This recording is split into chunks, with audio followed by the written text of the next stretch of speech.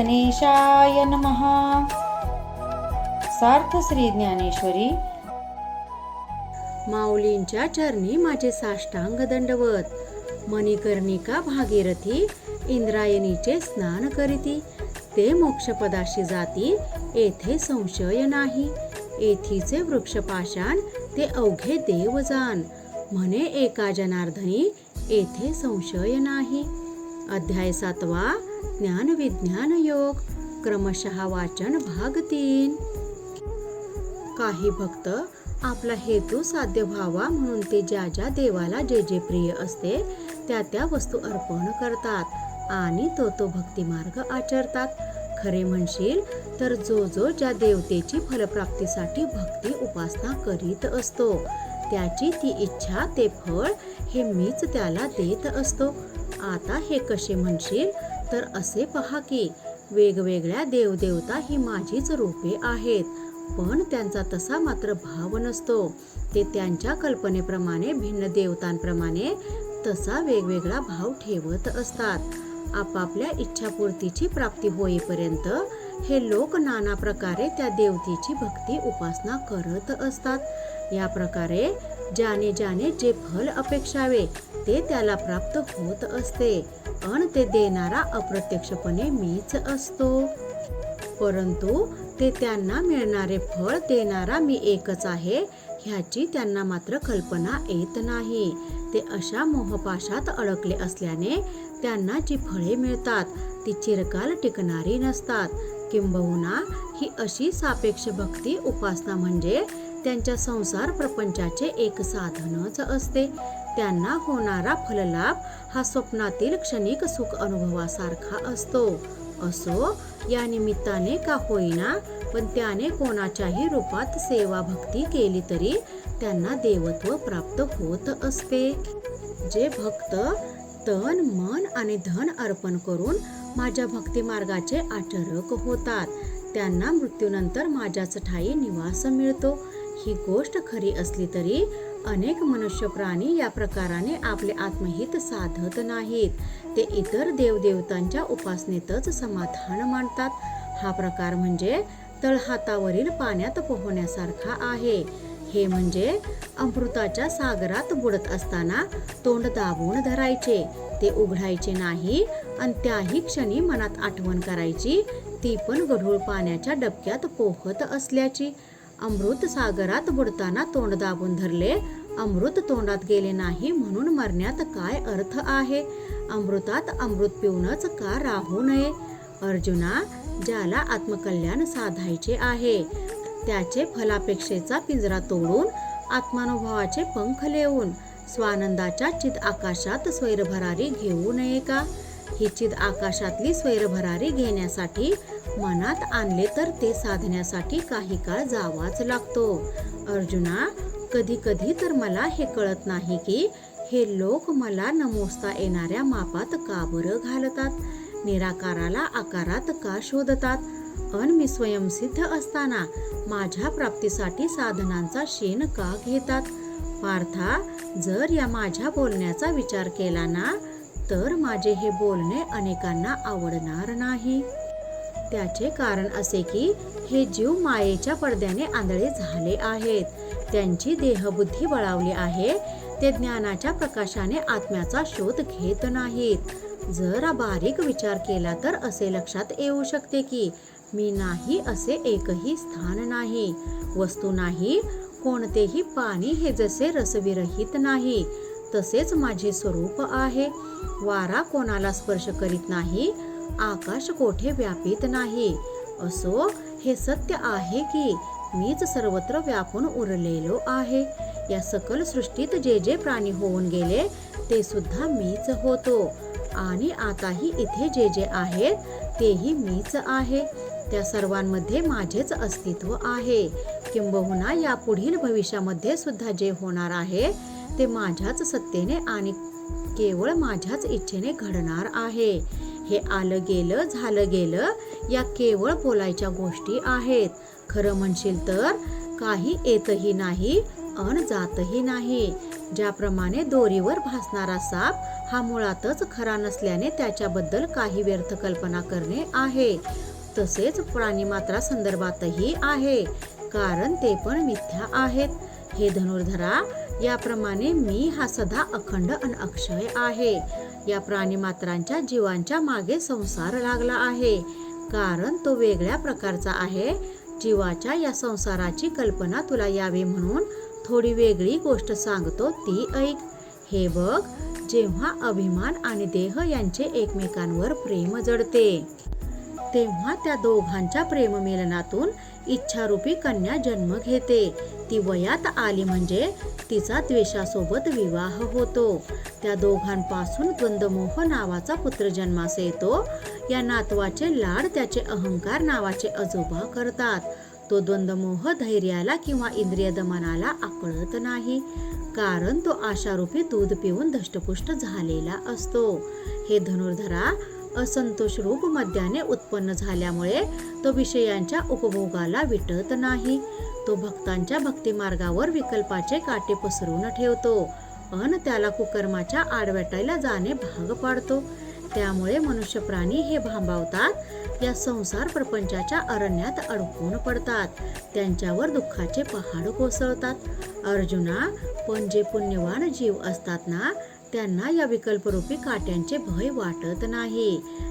त्यांची बुद्धी तीक्ष्ण पण पोकळ काट्यांना पाहून मतिभ्रंश होत नाही. ते भक्त आपली भक्कम एकनिष्ठतेची पावले उचलतात आणि त्याखाली विकल्पाचे काटे चिरडून टाकतात. ती अशी अनेक विकल्पाची कंटकारण्ये पार करून आलेले असतात. जे भक्त पुण्याच्या मार्गाने धूम ठोकून माझ्याकडे धावत येतात, त्यांची अनायसेच या कामक्रोधाधिक वाटमाऱ्यांच्या तावडीतून सुटका होते. अर्जुना, ज्यांच्या मनाला या मरणाच्या जाचातून सुटण्याची अतीव इच्छा निर्माण झाली आहे, ते काय करतात? जी साधना भक्ती उपासना करतात, त्यांच्या त्या प्रामाणिक आत्मकल्याणाच्या प्रयत्नाचे फल ते परिपक्वतेने फळाला गोडवा यावा तसे प्राप्त होत असते. त्यावेळी त्यांना आपल्या जन्माचे सार्थक झाले, आपण धन्य झालो असे वाटते. त्यांना आत्मनंदाची अनुभूती मिळाल्याने त्यांचे मन संतुष्ट अन शांत होते. अर्जुना, अशा भक्तांना खरोखर आत्मज्ञानाचा दुर्लभ असा लाभ होत असतो, कारण त्यांच्या या परमार्थ साधनेमधले महत्त्वाचे भांडवल मीच असतो. त्यांना लाभलेली समदृष्टी हेच त्यांना मिळालेले व्याज असते. ते त्यांना ऐक्यरूपी संपत्तीवर मिळत असते. त्यामुळे त्यांच्या मनामनातील भेदरूपी दैन्याची ओळखही राहत नाही. या पंचमहाभूतांच्या देहाच्या आधाराने ज्यांनी आपल्या अनुभवरूपी हातांनी मला म्हणजेच परमात्म्याला मिठी घातली आहे, ज्यांनी ज्ञानाच्या सामर्थ्याने मला ओळखले आहे, जीव आणि शिव ऐक्याचे नेमके वर्म ज्यांना समजले आहे, अशा योगी पुरुषाला देहवियोगाचे दुःख होत नाही. अन्यथा जेव्हा आयुष्याचा शेवट क्षण येतो, मरण दारात येऊन उभे राहते, त्यावेळी सामान्य जीवाच्या चित्ताची मोठी उलघाल होते. ते पाहून न मरणाऱ्यांच्या चित्ताला सुद्धा युगांत ओढवल्यासारखे नाही का होत? पण जे भक्त माझ्याशी एकरूप झाले आहेत, जे केवळ मलाच अनन्यभावे शरण आले आहेत, ते द्रष्टे मला त्या अंतिम क्षणी न विसरता माझ्याच ध्यान चिंतन आणि स्मरणात देह ठेवतात. त्यामुळे अर्जुना, असे जे पुरुष सर्वस्वाने माझ्याशी पूर्णत्वाने ऐक्य पावलेले असतात, तेच खरे ज्ञानी योगी श्रेष्ठ भक्त होत. ज्ञानेश्वर महाराज म्हणतात की, त्यावेळी जेव्हा प्रभू हे शब्द निवेदन करीत होते, त्यावेळी अर्जुनाचे मात्र त्यांच्याकडे लक्ष नव्हते. तो भगवंताच्या मागील बोधवचनातच गुंतला होता, त्यावर विचार करीत होता. त्यावेळचे श्रीमुखातून बाहेर पडलेले शब्द नव्हते, तर जणू अर्थरूपी रसाने भरलेली ती जणू फळेच होती. त्यावेळी ते श्रीकृष्ण रूप वृक्षावरून ती बोधफळे वाऱ्यावर खाली आली आणि आर्थ अर्जुनाच्या श्रवणरूप ओंजळीत विसावली. ती शब्दफळे वेदांत आणि सिद्धांत रूपी बागेमधली ब्रह्मरसाच्या सागरात बुडवून आणलेली अन परमानंदाच्या साखरेत घोळलेली होती. अशा या शब्दरूपी फळामधले ते बोधामृत अर्जुनाला सेवन करण्याची इच्छा असल्याने तो चिंतनशील अवस्थेत त्या अर्थामृताचे घोट घेत होता. त्या सुख संपत्तीच्या अनुपम लाभामुळे अर्जुन इतका आनंदी झाला की त्याच्या हृदयात आनंदाच्या उकळ्या फुटू लागल्या. तो स्वर्गीय सुखाला वाकोल्या दाखवू लागला. तो शब्दफळांच्या ब्रह्मरूपाला पाहून अर्जुनाचे मन आकर्षून गेले की त्याच्या जिभेला त्या फळरूपी बोधाचा आस्वाद घेण्याची प्रबळ इच्छा निर्माण झाली. त्या ओढीमुळे तो श्रीमुखातून बाहेर पडणारी बोधफळे अनुमान रूप हाती घेऊन अनुभव रूप मुखात भराभर घालू लागला. मात्र ही अशी घाई केल्याने असे झाले की ती फळे अर्जुनाच्या विचाररूप मुखात मावेनाच किंवा अर्थ जाणण्याच्या हेतुरूप दातांनी ती चावता अनगोडी चाखताही येईना. तेव्हा अर्जुनास थोड्या वेळासाठी तो जणू चमत्कारच वाटला. त्याला वाटू लागले की ही फळे म्हणजे पाण्यात दिसणारे नक्षत्राचे प्रतिबिंब तर नव्हे ना, मी यांना कसं फसलो तर नाही ना. तो म्हणू लागला की ही केवळ शब्दाक्षरे किंवा वाक्ये नाहीत, तर स्वर्गाच्या जणू पायघड्या आहेत. आमच्या तोकड्या बुद्धीला या शब्दांचे गूढार्थ कसे ओळखणार, त्याचा बोध कसा होणार. जर त्या ब्रह्मवाक्याचा माझ्या बुद्धीस अर्थबोध होणार नसेल तर मग ती घ्यायची तरी का अन कशासाठी. अशा शंकित भावाने तो देवाकडे पाहू लागला. तेव्हा शेवटी त्या अर्जुनानेच अशी विनंती केली की हे केशवा, तू जी 7 पदे आता सांगितलीस त्याचा कोणी कधी प्रत्यक्ष अनुभव कसा घेतला नाही याचे आश्चर्य वाटते रे. जर त्या बोधवाक्याचे केवळ घाईघाईने श्रवण झाले तर अनुभवाच्या पातळीवर त्याचा भावार्थ तात्पर्य हे कोणाला अन कसे सांगता येईल. सामान्याला ही गोष्ट कदापि शक्य आहे का. नाही, सर्वस्वी नाही. हे माधवा, तुझे हे सर्व सांगणे इतके उच्च पातळीवरचे आहे की इथे मी तर केवळ ते शब्द ऐकून आश्चर्यचकित झालो आहे. देवा, कानाच्या झरोक्यातून तुझी ही बोधकिरणे हृदयात पडताच त्या किरणाच्या प्रकाशानेच माझी सामान्यमती चक्क गुंग झाली आहे. मला नीटसा काहीच अर्थबोध होत नाही. हे भगवंता, मी त्या बोध शब्दांचा अर्थ नीट जाणून घेण्यासाठी इतका आसुसलो आहे की ते मला समजले नाही हे तुला सांगण्यातही वेळ घालवू नये असे मला वाटते. तेव्हा हे श्रीकृष्णा, मला नीट आणि साधा सोपा अर्थबोध होईल अशा प्रकारे ते तू मला समजावून सांग. तेव्हा द्रष्ट्या श्रीकृष्णाने हा प्रश्न, ही विनवणी मागील श्रवणावर लक्ष देऊन आणि पुढील श्रवणास आतुर होऊन अर्जुन आपल्याला मनापासून इच्छा करतो आहे हे ओळखले.